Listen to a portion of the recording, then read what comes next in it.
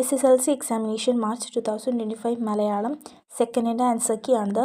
ഫസ്റ്റത്തെ ക്വസ്റ്റ്യൻ്റെ ആൻസർ പുള്ളുവൻ കൊണ്ട് വിശേഷിപ്പിക്കുന്നത് കവിയെയാണ് ഉദ്ദേശിക്കുന്നത് ഇവിടെ.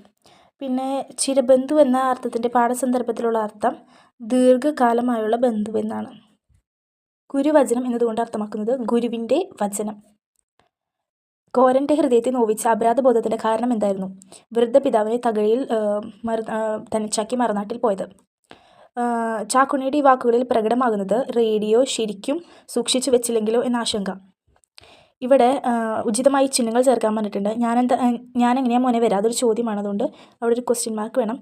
അച്ഛൻ എന്നെ എപ്പോഴും വിളിച്ചുകൊണ്ടിരിക്കുകയാണ്, അവിടെ ഒരു ഫുൾ സ്റ്റോപ്പ് വേണം. ഇത് രണ്ടാണ് ചിഹ്നങ്ങൾ. ക്വസ്റ്റ്യൻ മാർക്ക് ഇവിടെ ഒരു ഫുൾ സ്റ്റോപ്പ്.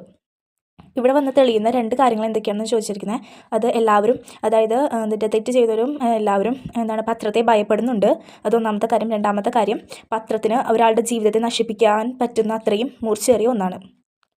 പിന്നെ കൊച്ചിച്ചക്കരിച്ചി എന്ന ഉപന്യാസത്തിൻ്റെ ലേഖകൻ കൊച്ചിച്ചക്കരിച്ചിക്ക് നൽകുന്ന ഏതെങ്കിലും രണ്ട് മനുഷ്യഭാവം, അത് തുലാവർഷക്കാറ്റും കാലവർഷക്കാറ്റും ആ മുത്തശ്ശിയുടെ അങ്ങനെയൊക്കെ പറഞ്ഞു വരുന്ന വാക്കുകൾ ഉപയോഗിക്കാം.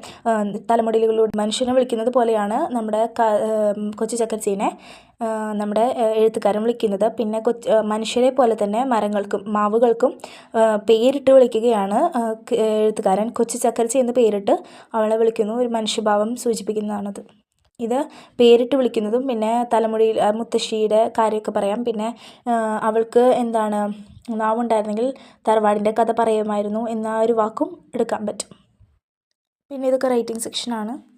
ഇതും റൈറ്റിംഗ് സെക്ഷനാണ്. അപ്പോൾ നിങ്ങൾക്ക് എല്ലാവർക്കും എക്സാം എളുപ്പമായിരുന്നു എന്ന് കരുതുന്നു. അപ്പോൾ എളുപ്പമായിരുന്നെങ്കിൽ കമൻറ്റ് ബോക്സിൽ എളുപ്പമായിരുന്നു, അല്ലെങ്കിൽ ഡിഫിക്കൽട്ടായിരുന്നെങ്കിൽ കമൻറ്റ് ബോക്സിൽ ഡിഫിക്കൽട്ടായിരുന്നു എന്ന് മെസ്സേജ് അയക്കും.